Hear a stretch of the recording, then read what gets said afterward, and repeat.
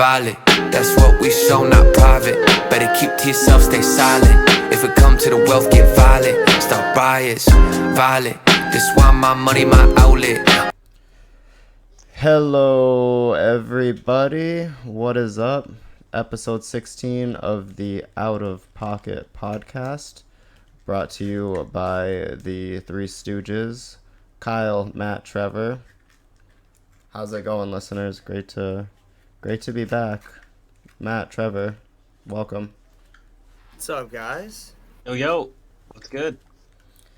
So we did just get back from Vegas. I say just, but it was about a week ago. But that's where we were. We were all out bowling. RPI for Trevor and I, and Team USA trials for Matt. Let's talk about trials a little bit first, since we'll get that out of the way. Obviously, a lot happened there. Team USA selections and all that. So Yeah, a lot of me bowling bad. That was a tough tournament. Hold on, what the heck? Y'all hear me? yeah. Discord just gave me some nonsense. I All right. Yeah. So trials that was tough. We bowled on 5 patterns that were really difficult, and they were pretty unique. It wasn't like any WTBA patterns or PBA shots. There was a couple patterns that had the speed bump, which I won't dive into what that is. The volumes varied. The lengths varied from 36 to 47 or something like that. It was really testing, really put in definition of the word trials. I got off to a pretty rocky start. I was feeling kind of sick the first couple days, kind of tweaked my shoulder day 2 and just wasn't in a good mindset. So finished it off strong the last 2 days with a 25th and a 45th or something like that. But at that tournament, if you have a bad start, it's really tough to come back, unless you're like specifically Prather. Right, and you talk about the format. The format's pretty unique. Nothing really like it in bowling. And the fact that you bowl 5 days.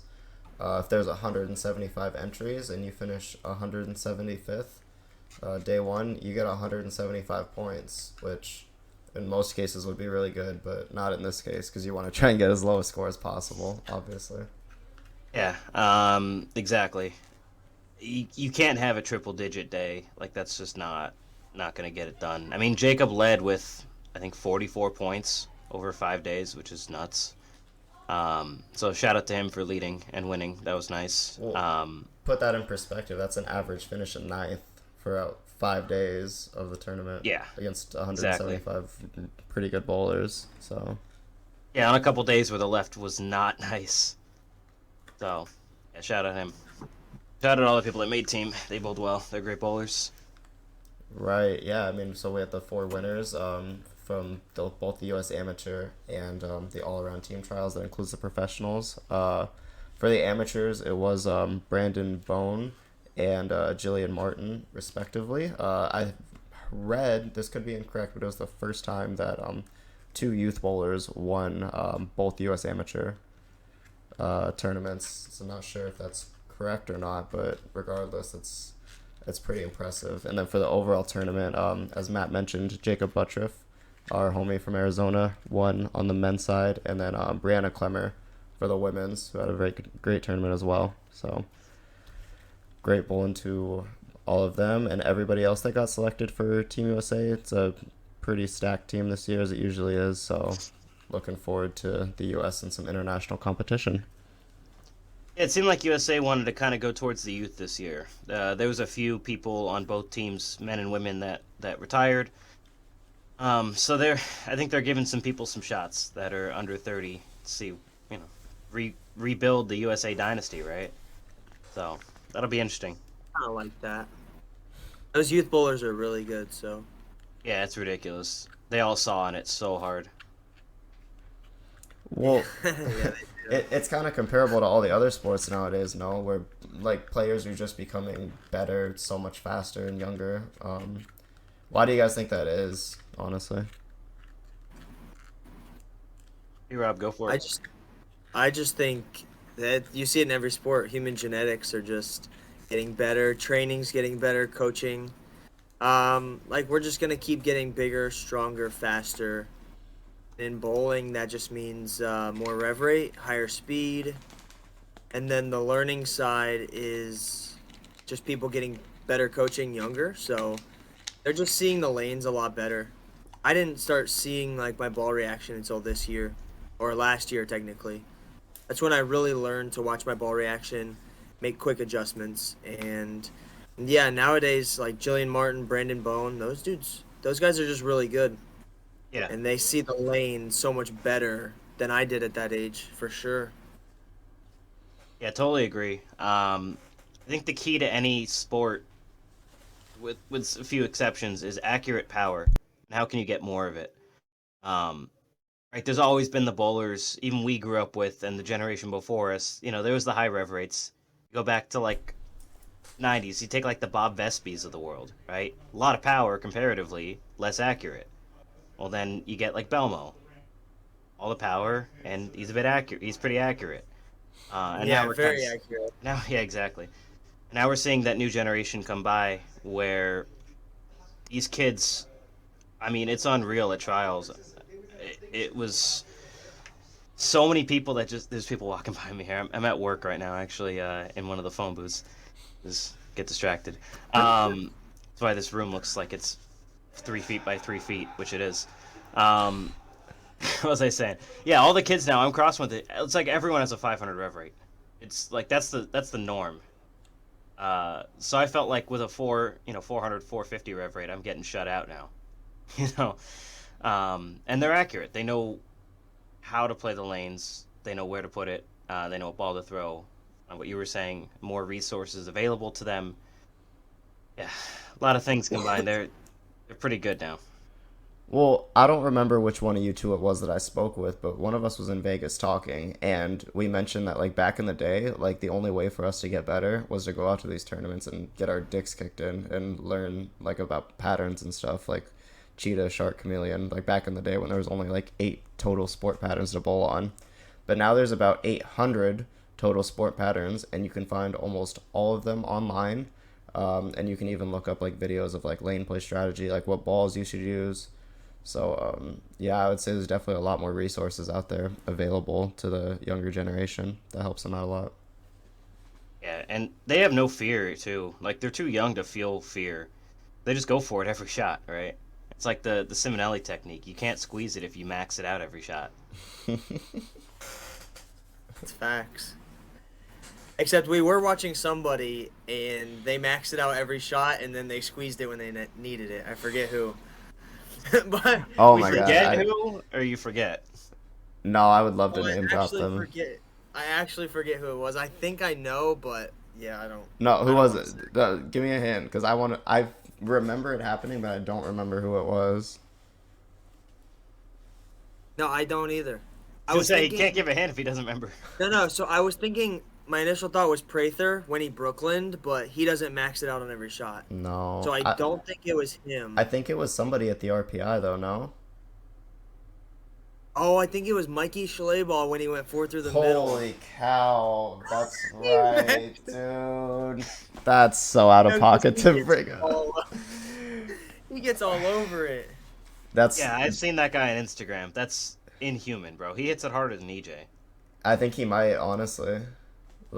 Yeah, Logistically. and that's no disrespect. Like he gets all over it, and then in the 10th frame, he clobbered it even more. It went to 4 through the middle. So, dude, If shout out to him. He bowled really well, but Yeah, when your max is 600 and then you somehow happen to max out at 625. at the worst time. Yeah, exactly. Well, he's kind of got the like Scotty Scheffler like move at the line where like both of his feet come up off the ground almost for him to like create as much torque and power as he can. So that's true. got a He little does everything a shuffle. two-hander does just with his thumb, right? He gets his fingers below the equator, gets his elbow kind of locked in like that, and just And just lets it rip. Yeah, I mean that's the master class of power, no, quote unquote. that's Darius. I don't know. I didn't She's pay got the for master it. class. I didn't pay for it, so I don't know what's in it. Sorry, but That's funny. I digress. So yeah, Team USA trials, great week. We were kind of starting to talk about the RPI, so we can shift over to that and we can Pivot away from trials. we can talk about that out of pocket moment a little later. But Trevor, what a great fucking RPI you had, eh? I appreciate it. Yeah, pretty solid. Got to the round of 32 at least. Yeah, so they took the top 32 out of 84 after what, 14 games? Yeah, 2 blocks of 7. And yeah, I guess this is the first pod since I've joined Hammer. So for you guys that don't know, I signed with Hammer, and at the RPI I threw the Purple Hammer 12 out of the 14 games of qualifying. So that did pretty well. And I was thinking about Schleibel again. Like, he is almost the exact opposite of me. Like, I don't try to max it out one bit. I'm nice and soft with it. And, dude, he rips it. Yeah, I just wanted to say that. But, yeah, I got to the round of 32.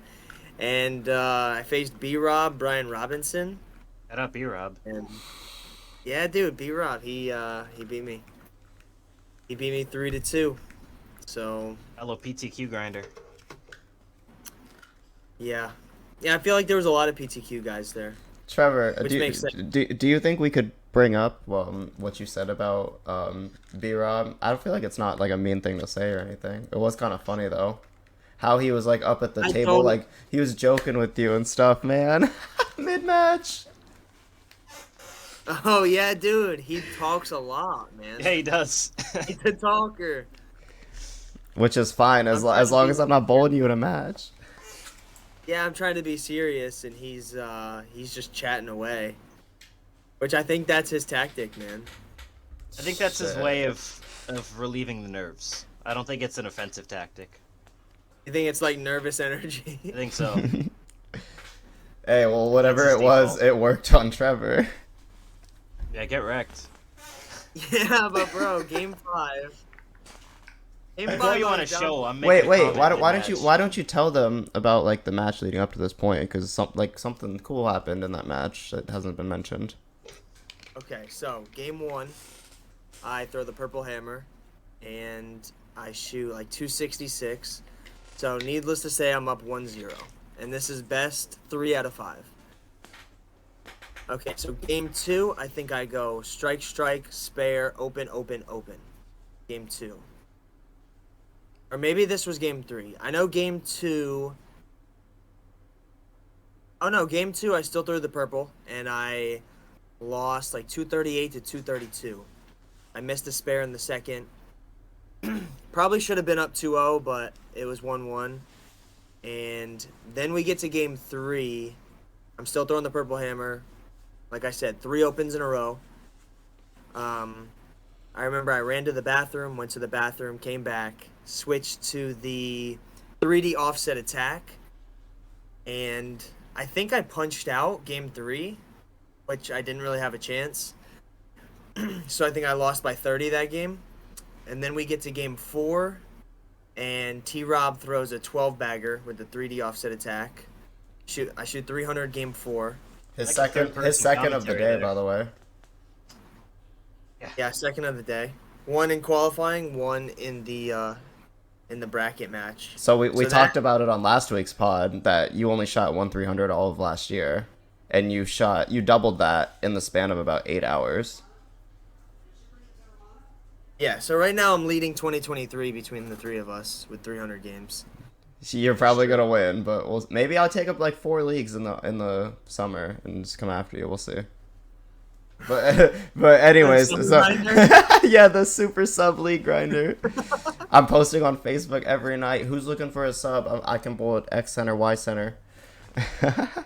That'd be great. But Legendary yeah, sub. so 300 game 4 to win it, 2-2 game 5 winner take all.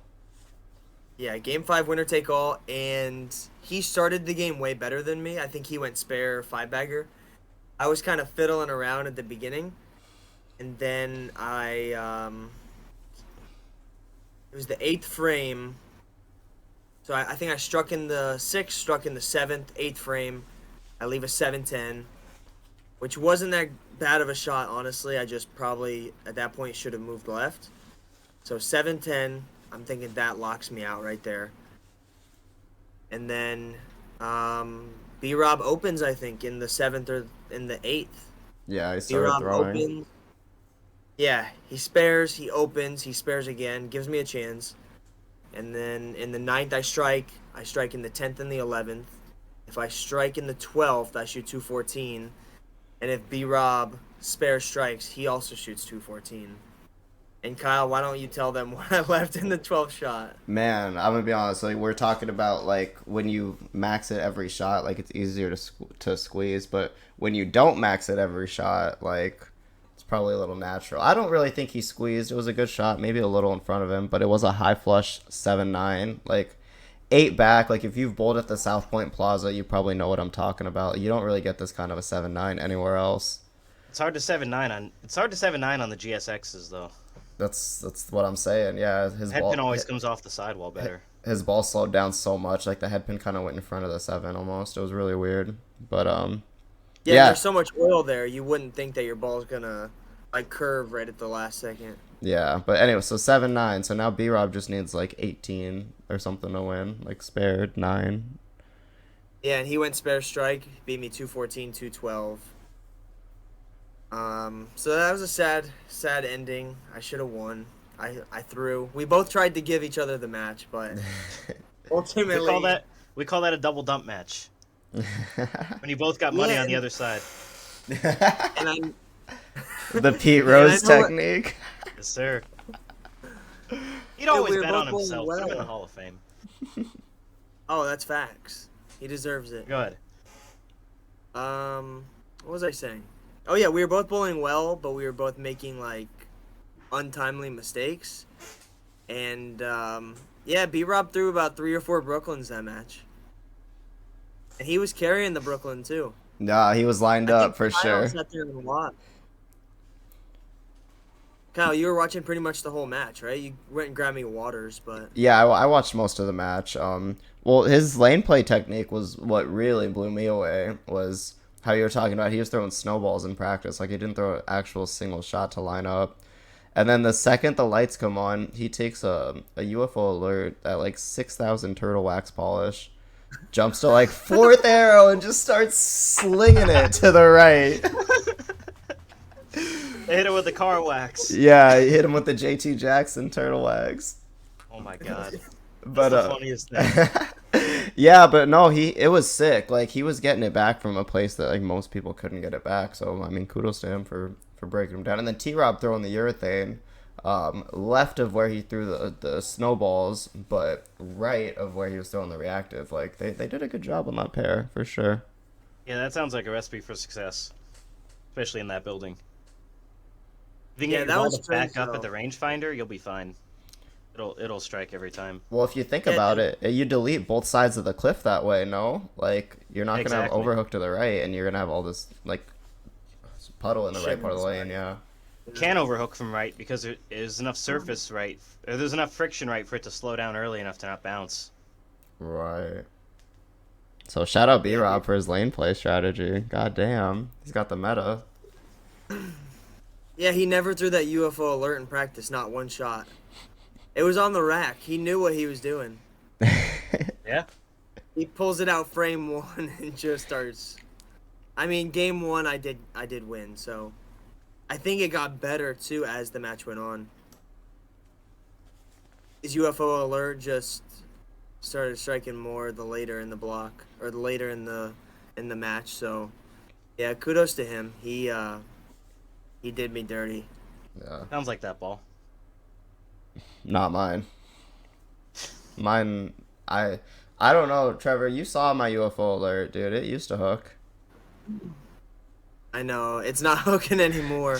I'm starting to think that my pap might have changed a little bit because I feel like a lot of my balls, like yeah, some of them still roll really good, but some of them are just they're veering offline a little bit too much. You know what I'm saying? From like the typical motion, you know.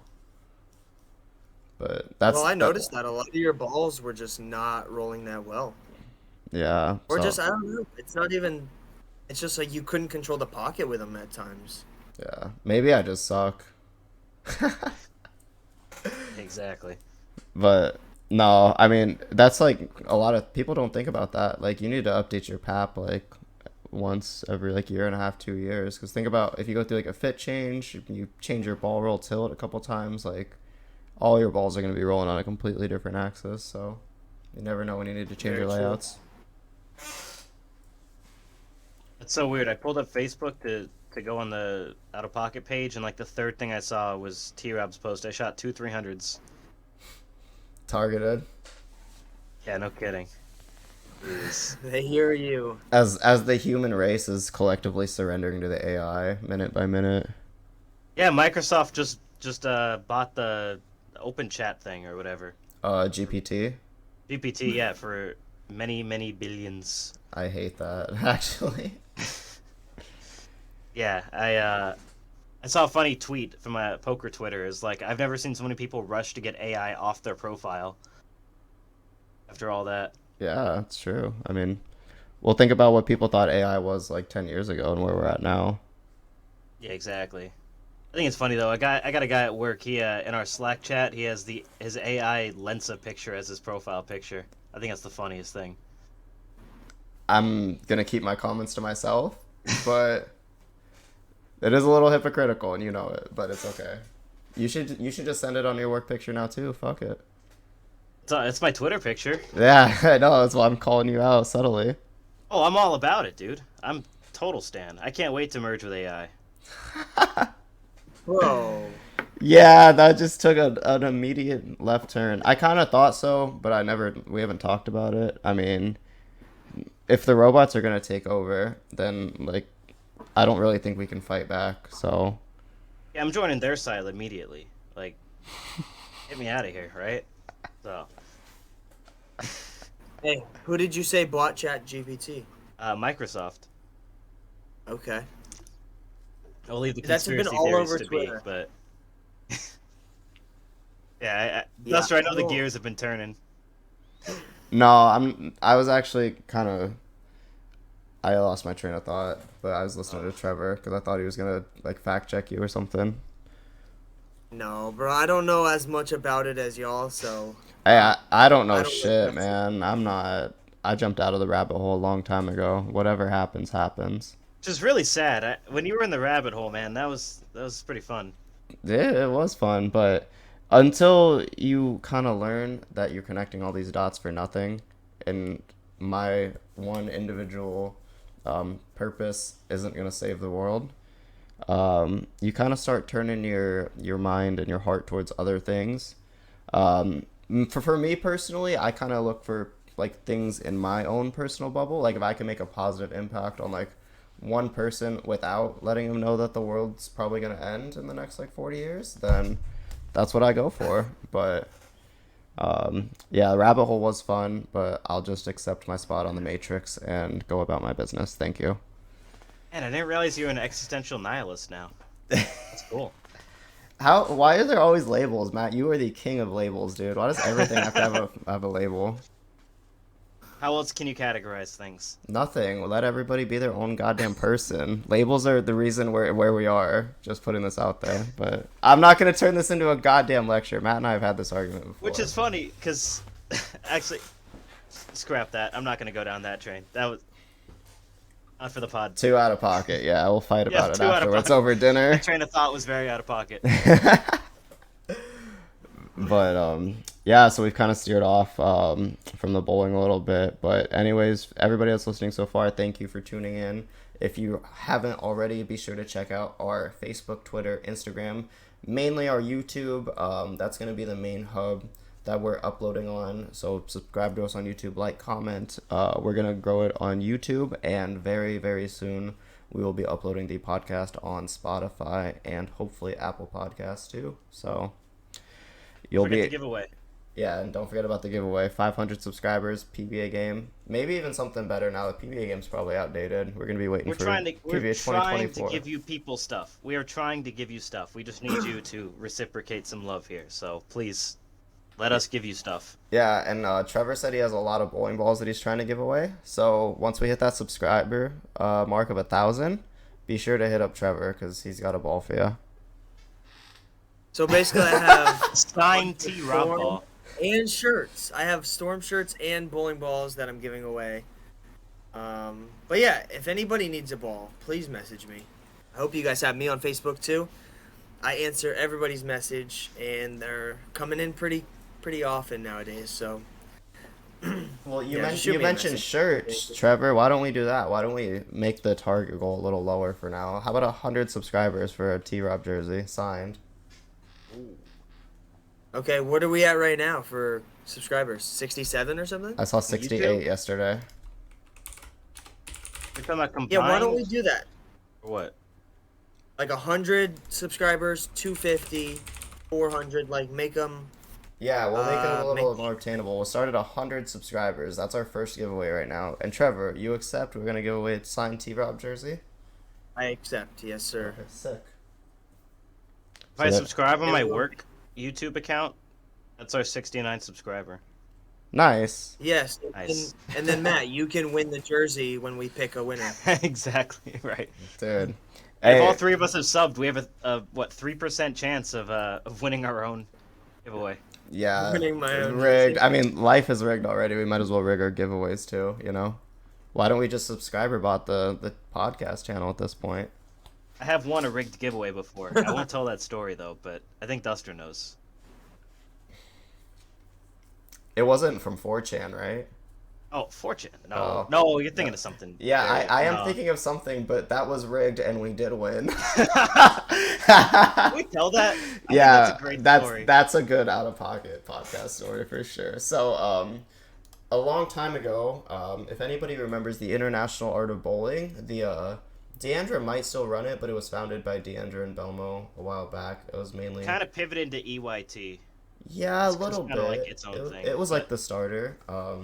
But yeah, so they did like articles and stuff and kind of coaching and stuff like that. But on one of their posts, they did like a competition, and I don't remember. I think there might have been like some reward for like the best bowling couple or something like that. On Oh, their, yep. they did It a was- poll, oh, the it was entire a poll. post. Yeah. Yep. So the poll on their website was like best bowling couple, and they had like all the major ones, like Stephanie, Chris Johnson. I can't even think of them all. But anyway, so long story Yeah, like short, the Barneses, yeah, stuff the like Barnes, that. yeah, all the major like bowling power couples 10 years ago, and me, did Marina even know that we did it, or did we do it like We told her. We told her like as we were doing as it. it was? So our friend Marina from Arizona, a lot of people know her, very good junior bowler.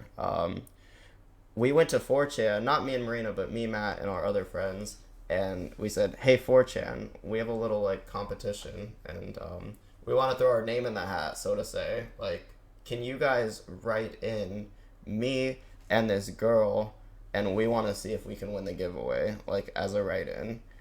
And lo and behold, in the next 24 hours on the IAB poll on their like website post, other is in the lead by like 1,000 votes or something like that. Just Yeah, other crowbarred it. absolutely rolling the competition. Yeah, we got the And- internet to rig it for Duster and Marina. And so we definitely would have ended up winning. I don't know if they ever like formally announced who actually won or if they just canceled it altogether.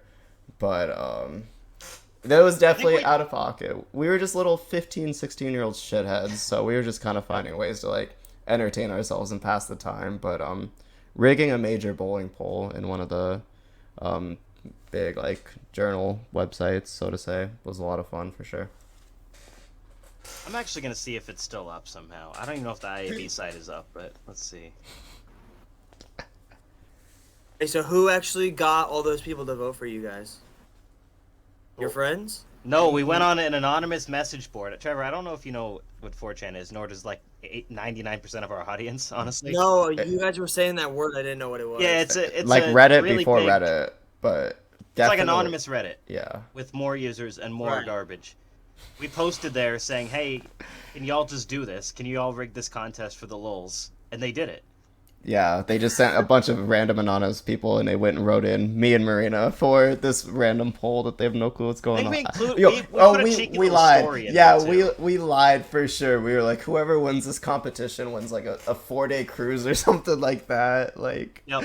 oh my god, all expenses paid. It was very entertaining. Our friends that were in on it, we were all just following it along, and no one had an answer for what was going on. It was fun. I wonder if we ever run across Deandra. I wonder if we can ask her about that. See if she remembers, because I don't know how hands on she was like with the website, but it was still pretty fresh back then. So I'm in the Wayback Machine right now trying to pull up the website. the Wayback Machine. This guy's historian over here. Everything on the internet's forever. Just remember that. That's facts. That dumb stuff you post about when you're 14, 15 years old. I'm talking to you guys, 14, 15-year-olds listening. It's there forever. People are going to be able to find it. So if you don't want to get canceled in 2030, I would suggest watching what you're posting now. Thank you for coming to my TED Talk. Game. You got to play the Zweig game and go back 10 years and look at all the just super cringe posts. Like, not necessarily just mine, but that's the game name. Used to do that on team trips. I stopped looking at my Facebook memories out of pure embarrassment for myself. Yep. And nobody else has to see it but me, and that's how like impactful they are. It's like PTSD triggering, so I can't do it. Let's see what's on the Facebook memories. There we go. January 12, 2013, mandatory football status. Dude, we were playing poker 9 years ago. Like you, me, and Chewy, right? On Poker Oh, Stars? you and me played heads up on Poker Stars. Oh, well, I recall that. But I don't think we were playing for IRL currency. I think we were playing for play money. Play money. That was before we were full degens. We were just up-and-coming degens. Yep. Exactly. The degeneracy hadn't fully peaked yet. And those were the days. It was a much simpler time before turning 18, right? Just no worries. Just wake up, go to school, and then worry about what you're doing for the rest of the day. Yeah, exactly. Dude, I miss those days, honestly. I wish I would have been in a bowling alley like 5 or 6 times a day back then. Maybe my potential would be just that much closer right now. But hey, no regrets, right? No regrets. Well, that's another thing. Like, you were just talking to the youth that listen to the pod. Another thing, man. If you're young and you really want to be a pro bowler, start practicing very early, and bowl a lot of tournaments too. I think I waited too long to get into tournaments, and I think it hindered my growth. But the more tournaments you bowl in, even when you're bowling bad, as long as you learn a little bit each tournament about yourself, about your equipment, and about lane play, most importantly, you're going to get way better. That's why we still bowl like the local sweepers and stuff. I mean, you can't just bowl the big tour events. You have to bowl smaller tournaments, and they help out a lot, actually. Well, you got to get the competitive reps in is the biggest thing, right? Like you can't emulate that in practice. You can't emulate like your process when you're competing and making sure that you're able to like lock in and go full not like autopilot, but flow state essentially, and be able to get into like what you want to. That's true. Totally different mindset in a tournament than in practice. Matt, did you find what you were looking for? Getting there. I'm close. It's close, he says. Hey, I did have a question for you, Matt. Did you what'd you do with that like $5 ticket at the Gold Coast? What did I do with it? I cashed it. Did you burn through it or did you turn it in? No, I cashed it because I had a different ticket that ended up like, what was that? It was like 4.8, right? It was like 460, I think. Yeah, I had another ticket that made it like a perfect round number, so I cashed both of them together. So, Trevor, you can go ahead and drop your Venmo, and Matt's going to Venmo you $5 right now. Yeah, exactly. Well, we threw that dollar in because you went to the bathroom. We were waiting for you. And all I had was a dollar bill in my pocket because I went and bought a muffin earlier at Gold Coast.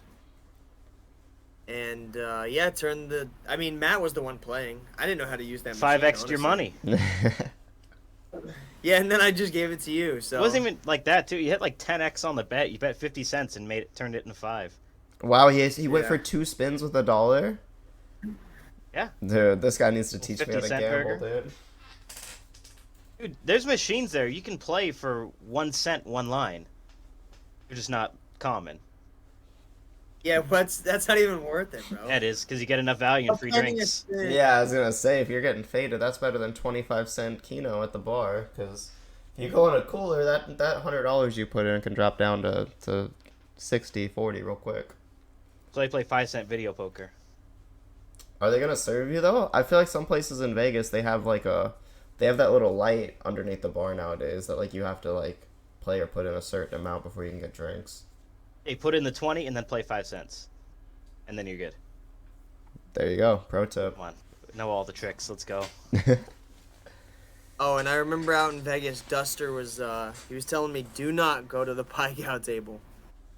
Said, I just think the Pai Gow table is a big scam because everybody that plays Pai Gow is like, oh yeah, just play Pai Gow. You could sit down for $100 and just push all night and you'll be fine. I'll be like, okay, there's a couple problems with your theory.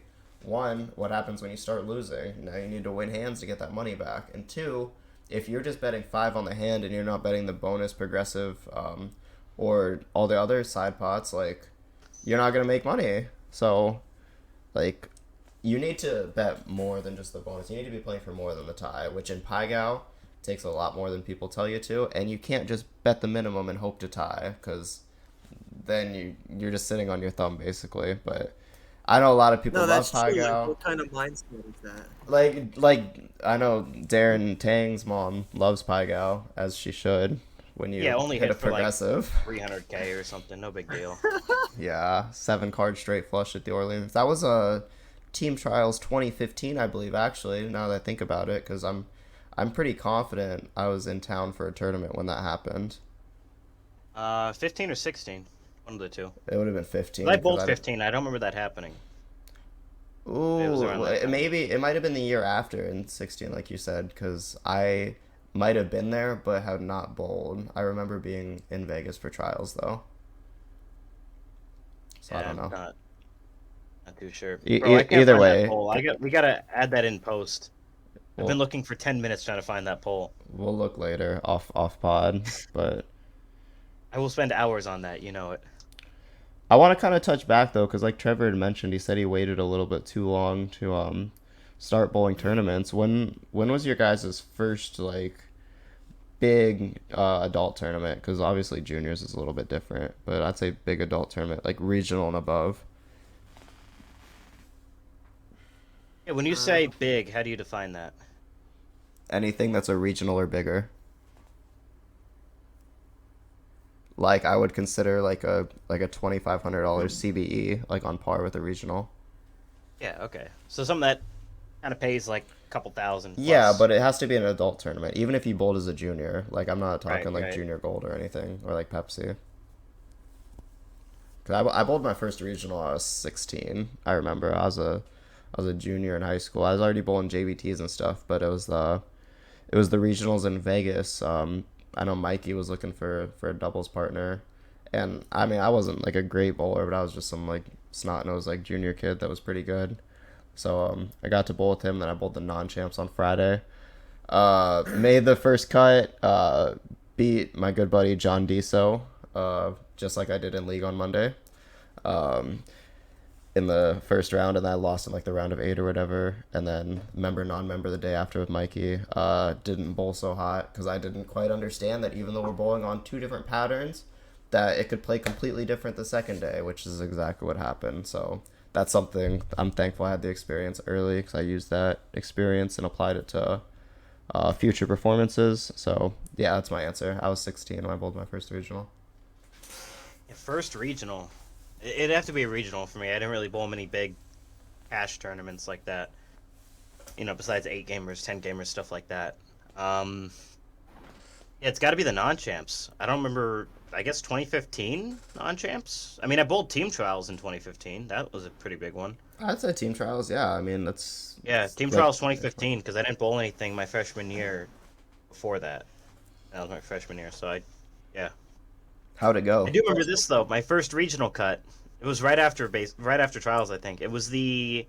Duster, you may have bowled this. It was the Mesa East Open. Mesa East. We bowled on Shark. So, I make the first cut, and it was the cashers round for the bracket. So I qualified like 5th. I crowbarred them, and then, like you said, they played a little different the next day. And I fell from 5th to 15th. And my consolation for falling all the way to 15th, bowling number 2 in the bracket. I bowled Tommy Jones. Sick draw in the Arizona regional, right? Yeah, first ever regional cut, makes match play. Tommy Jones in the bracket in 2015 too. So like he was peaking then for sure. Yeah, he got the best of me pretty good there. I did throw urethane game 3, and he 210 to lose that game. So I take pride in that game. But I shot 170 every time. He shot 230, except for the one game he didn't shoot 230, and I won. So He shot 160 that game. yeah, exactly. He shot 160, so he lost. I just gave him 170 every game and said beat it. Hey, that sounds like your strategy from the JAT on the bear. Yeah, look, I got 120 out there. If you can do better, go for it. It is. But I'm maxing at 120 and I'm not giving Yeah, you any more than 123 that. is the highest all bowl right now. Unreal. Six bagger to make the cut. More pins in those 6 frames than 2 games. 218 in match play for 2 games. 223, get it right. Sorry. When I first heard that, I loved it. You could find a video of that. There's a shot somehow I struck on video. I'll add it on when I edit the podcast, but that was man. The that was treason. pure. And then the title match was 260 to 250. Yeah, exactly. Like what? How'd that happen? Yeah, bowling's a funny game to say the least. Yeah, don't bowl on bear. Or just don't bowl on 1-to-1 at all. We learned that at CB at the beginning of the year. Oh my god. Yeah. That was Bear is miserable. Every time. So Trevor, what was your first big adult tournament? I'm pretty sure my first adult tournament, big one, was the Spring Hill Regional at like 18 years old, I think. And I think I was telling you about it, where I qualified 15th, Walter Ray was 16th, Tom Darty was 17th. Oh yeah. So TD missed the cut, and I entered the tournament on the Thursday before the tournament. So the day before. Wasn't it because he convinced you too? He was like, Trevor, why aren't you bowling? No, it was actually Steve Neff, former U.S. Open champ.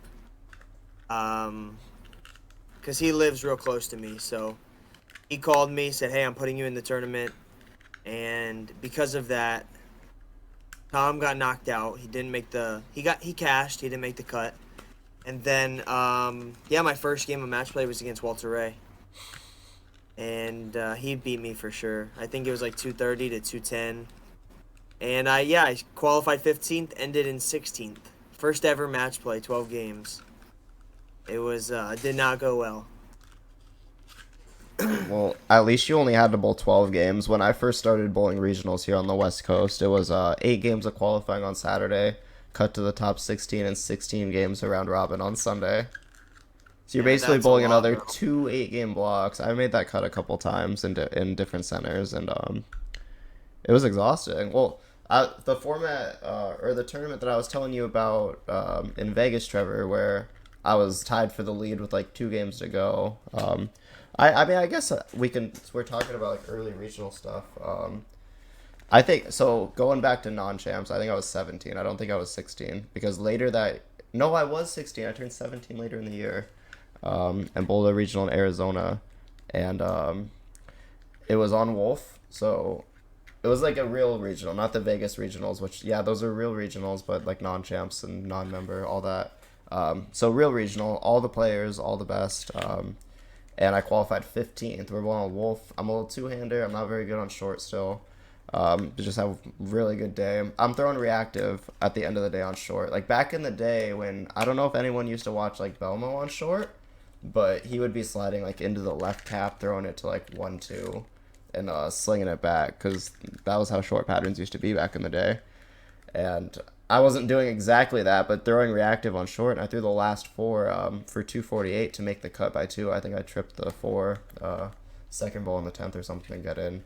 Qualify 15th, and then we bowl 16 games around robin the day after, which is just ridiculous. And after 14 of those games, I found myself tied for the lead with 2 games to go with Jake Peters, and that's actually who I ended up bowling in that 15th game before the position round, funny enough.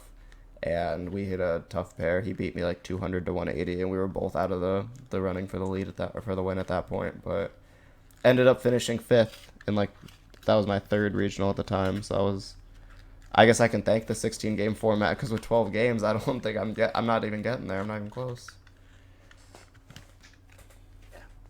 Yeah. Stuff. Not bad though. Yeah, you could say a little bit of beginner's luck, I guess, but It's always like that. well, it's Cashed got in my first adult tournament, in SoCal, and had no clue what I was doing. It's terrible. probably a Buena Lane 6-gamer. It may or may not have been exactly that. I have the soul read on your life, bro. Come on. I know. I threw a T Road solid. That was my first adult game, if you will. I had a T Road solid. Kind of dating myself there. I mean, that ball was butter. That was one of the best for its time. That and the Pearl. Yeah, I never had the Pearl. Man, that solid was nice. And then we obviously know what comes next. Yes. The I just Legend. ordered. Yeah, you love that ball. I don't know why. This is nice, bro. 16, that's what it's got to be. You like the 16 high road. Yeah, it's like a big ball. Well, it's funny. When I threw 16, I actually really liked the high road I had in 16, but I drilled 2 of them in a 15, and they weren't great. So, I mean, shit, maybe. I know, I talked to someone. They told me they drilled specifically a high road in 16 as their 15-pound bowler, just so they can get that 30 extra diff. That's so crazy that the diff changes that much on that ball. But It'd be 20, but yeah, it's a lot. so, I mean, I remember the dip already being too high, so to raise it even more, Yeah, it's like That's crazy. 55 diff in 16. It's nuts. yeah, I don't know, bro. well, Yep. we can kind of use that as like what's the word? Like a Segway. Pivot. segue. No, pivot's a good one, and that is triggering because I love the pivot. But segue was the exact word I was looking for. So thank you, Trevor. But Anytime. Pivot's a sales org. yeah. I say pivot all the time. No, pivot. I can see how that would fit also, but yeah. So we'll segue into the equipment.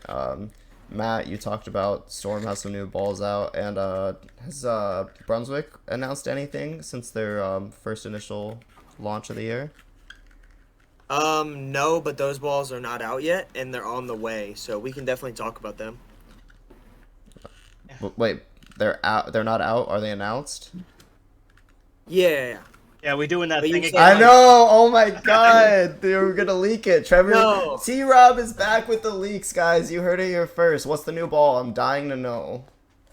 Bro, I'm just leaking them for a different brand now. Yeah, that's why. That's why they you guys yeah traded. yeah, I got canned because I was leaking too many balls. So we're gonna see T-Rob, Motive Man, in May, but we got 4 balls over here on Storm side. On the kind of new, which there's none of these are out yet. Got the Revenant, which I think that's a pretty edgy name.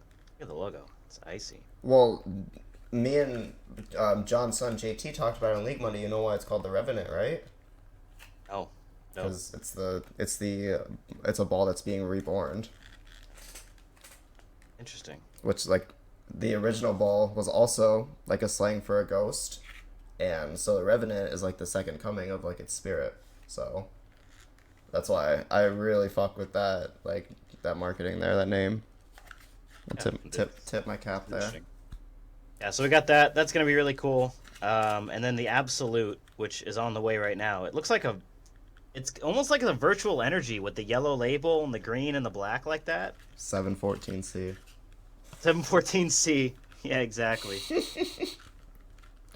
that one's cool. Got the R2S Deep on it. And then Global, there we go. We got the Eternity, which purple, black, silver. That looks kind of cool.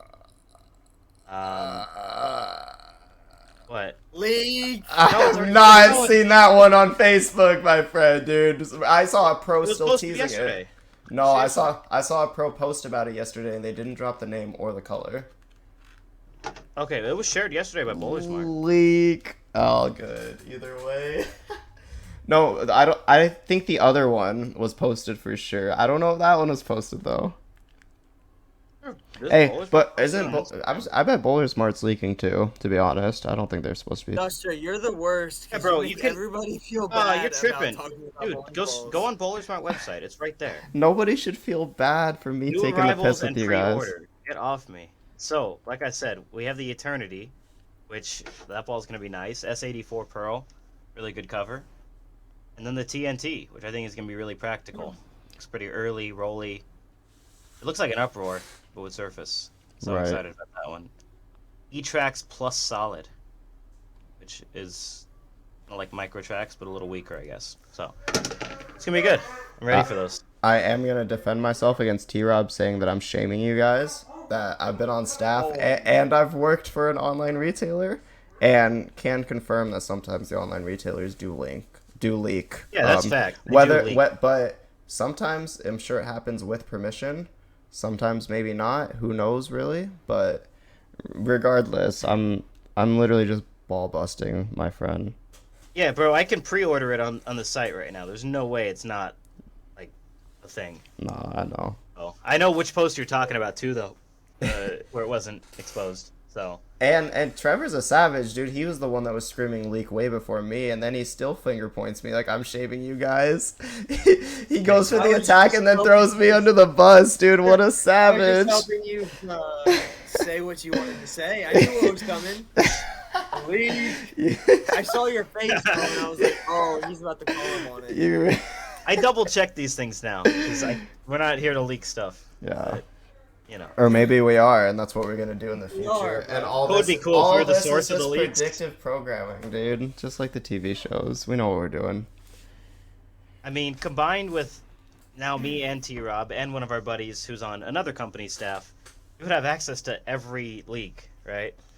Wow. Or so is that we're gonna transition the podcast into one of those journalism sites that like has all the insider scoops. We're gonna be the Waj of the bowling community. Hashtag buy the podcast. Yo, out of pocket, dog. Red flag. But look, you can call him out. I think about my following of him on Twitter, and I said if I'm gonna be like a bowling like journalist or podcast guy, like in the media, so to say, I should probably follow the other bowling journalists on Twitter. And then I got blocked by one of them, and Not get blocked by them. and then the other one is a very big lib, and I don't say that in a derogatory term, but it's just the side that he plays on. And when you go on Twitter, if you want to follow him, that's what he's sharing, and he has every right to do so because he is his own human being. He has his own right to his beliefs, and he can post whatever he wants on Twitter. But I personally just want to see his bowling posts. I wish there was a way I could filter that, but maybe Elon can help us out with that. Yeah. But yeah, Elon's good to us. definitely buy the blog though. I do really like Jeff Riggles, and I think he does a great job for the bowling community. So I thank pay you. for the blog. There we go. We are supporters. Yeah, I think Duster and I were joking about kicking Zweig off the pod and getting one of the journalists on. Whoa, what? Replacing him. Yeah, we were gonna pull a spit and chicklets, man. And we were gonna take a media guy instead of 3 bowlers.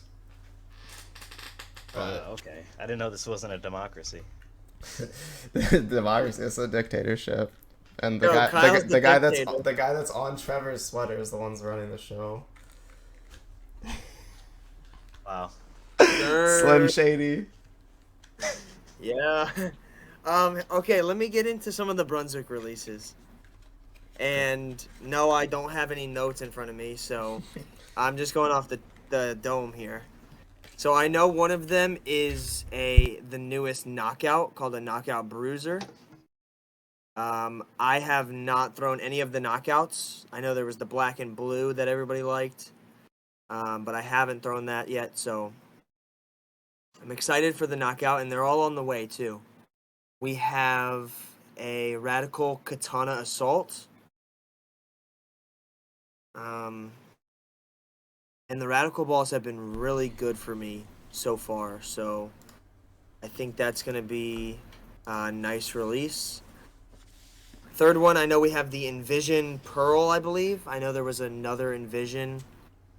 This one is Ebonite, like... right? Yeah, I believe so. It's like white and blue. So Envision, Knockout, Katana Assault, and there's one more called the Explosion.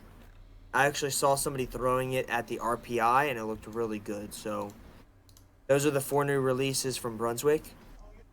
And yeah, I'm excited for those. When I switched on to staff, I drilled 16 balls. Obviously, some of the older ones, some of the slightly newer ones. But now I'm in the mix of getting the new releases like all the other staffers. So I'm excited to be throwing the new brand, and I have 7 brands to choose from. So should always have a ball to fit my needs. Right. And now on to Duster for the new motive releases. Pass. But I do recommend that carbide tank for anybody that hasn't tried a microcell ball. If anyone remembers the red tank blitz, I would say it rolls like a blitz that kind of just slows down a little bit more consistently and splits the 8-9 a lot more. But yeah, I'm not speaking on motive because I'm not on staff with them, but I still think their balls are great. Well, we'll get a motive guy on here soon. Obviously we have some friends that are on staff, so. But as the free agent guy, I always have to clarify and put a disclaimer that I think all the manufacturers make great equipment and that anybody can strike with any balls. It's just about filling the gaps correctly for your game. Hashtag not an ad. Buy Hashtag balls. simulation. Yeah, actually, I really don't even want to tell people to buy bowling balls because I don't know if we've talked about it on the pod, but I think we know how I feel about the bowling ball manufacturers and why do we release 6 new balls every 2 months from all the companies. But that's another rant for another pod. It is. Yeah, I just have a problem with the pricing, honestly, and it's no different than any other product in the world. Like, I just want to see goods and services get a lot cheaper. Yeah, no kidding. Like some people don't have 200, 250 to buy a new bowling ball, and that's why they buy like the lower end stuff, right? So, Yeah, and then all of a sudden they I don't don't have know. an arsenal built for like an actual like bowler. They just have a bunch of balls. Yeah, or they don't have something for like heavy oil because typically those big asymmetrics are the 220, $240 balls. Then you have to pay for grips and slug as well. So But it's like golf, right? I mean, how much? Trevor, you have your own clubs? I I do, but I was given them. Okay. My friend gave them to me. So Buster, how much have you paid for clubs? over my lifetime, I'm probably over like $2,000, but Yeah, and you're like amateur golfer, right? yeah, Like, I'd not say even no. am- I'd say like grand to 15. Yeah, but you're an amateur. But at the same time, I don't need. That's where my gripe with bowling comes in. Is I don't need to be competitive. I could take the irons that I was given in 2007 and buy like $100 driver and $100 putter, and I could play golf for the rest of my life and have a chance to compete. In bowling, Those- yeah, in bowling, you're gonna need like balls to match all the oil patterns. You're gonna have to be drilling new balls because once your balls deteriorate, or not deteriorate, but they die, so I'll just say, because some bowling balls, they just don't hold the magic. You got to buy a new one if you want to stay competitive. You can't just use those irons that you've been cleaning since 2007. But Those Golden Bear irons wear out. yeah, but probably not as cool. Whatever. What do I you mean, say for different patterns and stuff? You're kind of looking at the perspective of a tournament bowler. I mean, if we're talking the biggest market's in league bowlers, right? People that bowl 3 to 6 games a week, and like don't care about improving their average necessarily, or maybe they do, right? See, but those are the people that I'm okay with the bowling ball manufacturers pandering to, because who cares if League Donk with $1 billion drills 2 new balls every week? That's not gonna hinder the growth of the game. What's gonna hinder the growth of the game is up and coming competitors not being able to compete because they don't have the latest and greatest equipment, while there are people that are getting new balls like every day. The solution to everything is bowl better, right? Yeah, you stupid kid with 1 bowling ball that you can't afford to drill a second one, just bowl better. Fuck you. Look, if any kiddos, I'll put this out there. If any kiddos need any bowling balls, hit up T-Rob, hit up me. We have plenty of bowling balls. Hit up Duster. I have some too. I'll donate. If you actually genuinely need bowling balls and you can't afford them, we have plenty of used balls to give you in a variety of weights. So hit us up. But just don't use them on. Don't but don't get them from us if you're planning on competing on the PBA National Tour, because plugged balls aren't allowed, so you have to spend the $200 for new balls. Sorry, kids. Yep. Again, bowl better, and then you get on the truck, right? Again, a different rant for a different day, so we don't have to go down this rabbit hole. But that's about it for me, boys. Do you guys have anything else that you want to touch on before? I will just say, like Matt was just saying about reaching out to us for balls, like that's one of the big things that good bowlers, even if there's like touring bowlers or regional players that are watching, like that's one thing that we can do to be better and to help grow the sport is donating our old stuff to like children or even adults that just don't have the money and need balls. I think that's huge. That's like no different than passing your clothes down or giving somebody on the street a few bucks, you know? Help those that are that need help more than you. And that's how you make the world a better place, slowly but surely. That's beautiful. Completely agree. Well said, Trevor. Yeah, I don't got Yeah, I don't that's got anything not to all. follow up to that. So Nope, me neither. you got it, man. Yep. Anybody that made it this far, thank you for listening. Yeah, hit us up. If you're an up and coming bowler, I'm sure we have some stuff we can donate to you guys. Be sure to check out YouTube, Facebook, Twitter, Instagram, etc. And until next time, boys, peace out. Peace. Yep.